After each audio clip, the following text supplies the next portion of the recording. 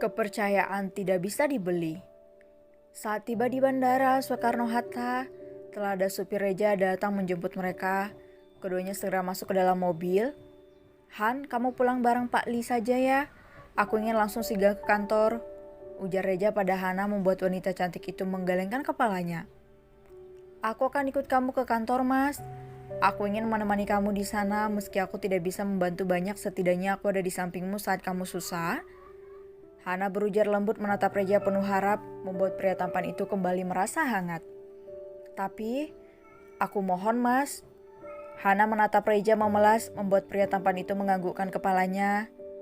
"Baiklah, nanti kalau kamu capek, kamu bisa istirahat di ruang kerjaku," ujar Reja membuat Hana tersenyum cerah. "Terima kasih Mas."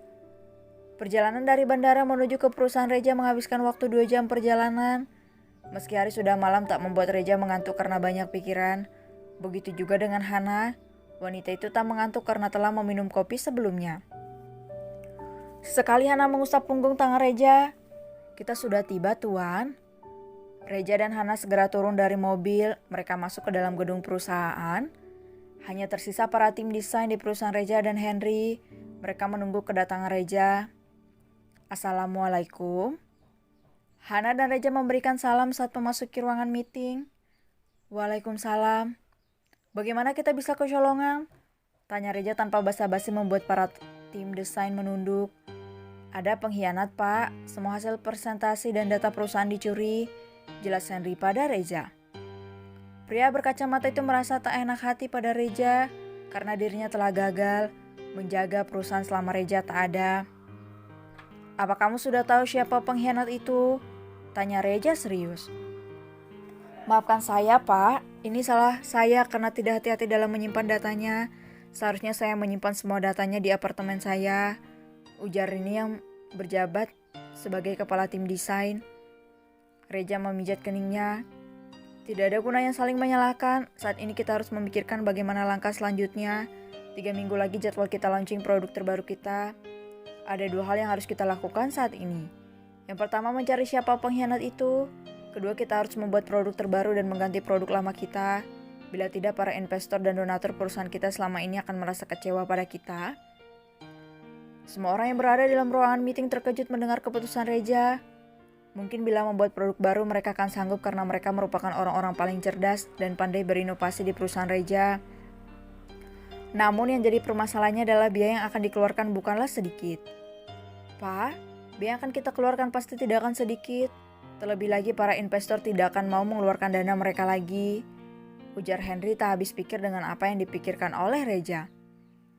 "Kalian jangan pikirkan tentang biayanya, saya akan memakai uang tabungan saya," jawab Reja dengan nada tegas. "Tapi Anda akan rugi banyak," sanggah Rudy salah satu tim desain. "Tidak masalah saya yang rugi, asalkan para investor tidak kecewa. Mereka sudah mempercayakan uang mereka pada perusahaan kita. Uang bisa saya cari lagi, tapi tidak dengan kepercayaan mereka." Tugas Reja membuat mereka semua diam. Hana tersenyum kecil mendengar penuturan suaminya. Apa yang Reja katakan benar, uang bisa dicari namun kepercayaan tidak akan bisa dibeli. Sekarang lebih baik kalian semua pulang, tenangkan pikir kalian sejenak. Besok masuk kerja jam 10 WIB pagi, jangan sampai telat, tambah Reja membuat mereka semua mengangguk setuju. Mereka pun segera pulang. Hati mereka merasa senang karena memiliki bos seperti Reja yang selalu tenang dan tidak pernah menyalahkan. Meski wajah bosnya yang dingin dan tak pernah ramah pada mereka. Tinggallah Henry, Reja, dan Hana di dalam ruangan meeting. "Maaf ya, aku gagal jaga perusahaan," ujar Henry menunduk merasa bersalah pada sahabatnya itu. Reja menepuk pundak Henry seolah memberikan semangat pada sahabatnya itu. "Berkali-kali kamu menjaga perusahaan menggantikanku memimpin perusahaan selama aku tidak ada, dan baru kali ini kamu gagal, Hen. Jadi tidak masalah, semuanya akan baik-baik saja." Reja berusaha menenangkan Henry membuat pria berkacamata itu tersenyum hambar. "Lalu produk apa yang akan kita buat lagi?" tanya Henry pada Reja. Saat Reja ingin menjawab, tiba-tiba Hana menepuk pundaknya. "Jangan," ujar Hana pelan, membuat Reja dan Henry heran. "Lihat itu."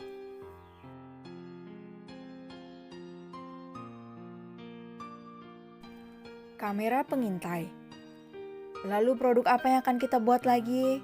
tanya Henry pada Reja. Hana menelisik ruang meeting Reja. Wanita hijab berhijab itu mengernyit dahinya dikala melihat ada yang aneh pada tempat pengharum ruangan. Saat Reja ingin menjawab, tiba-tiba Hana menepuk pundaknya.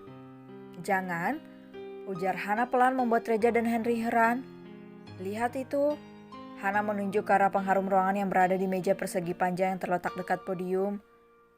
"Itu cuma pengharum ruangan, Han," jawab Reja singkat. "Bukan itu, Mas. Ada yang aneh pada pengharum ruangan." "Apa bentuknya memang seperti itu, Mas? Ada sejenis kamera kecil di dalamnya."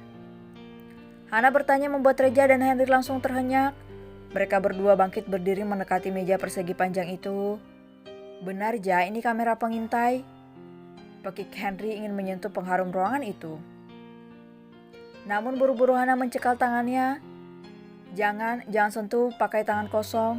Siapa tahu ada sidik jari pelaku di sana," ujar Hana cepat tanpa melepaskan tangan Henry. Reja yang merasa cemburu pun langsung melepas paksa tangan Hana dari tangan Henry. Pria tampan itu tak berkata sepatah kata pun. Dia menggenggam erat tangan Hana, membuat wanita cantik itu tersenyum kecil. "Mas Reja cemburu," gumam Hana dalam hati. Wanita cantik itu merasa senang karena Reja sudah mulai mencair. Awal-awal bila Reja cemburu akan mengoceh tak jelas. Namun saat ini dia langsung menunjukkan rasa cemburu dan posesif dengan tindakannya langsung. "Ambil pakai sapu tangan, Hen," titah Reja datar. Henry pun mengambil pengharum ruangan itu.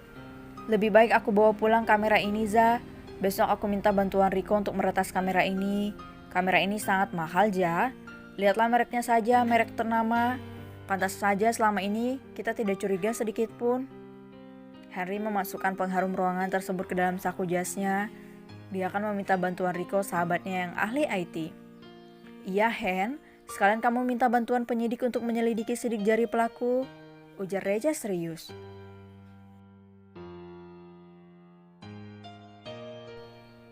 "Baik, kalau begitu lebih baik kita pulang sekarang.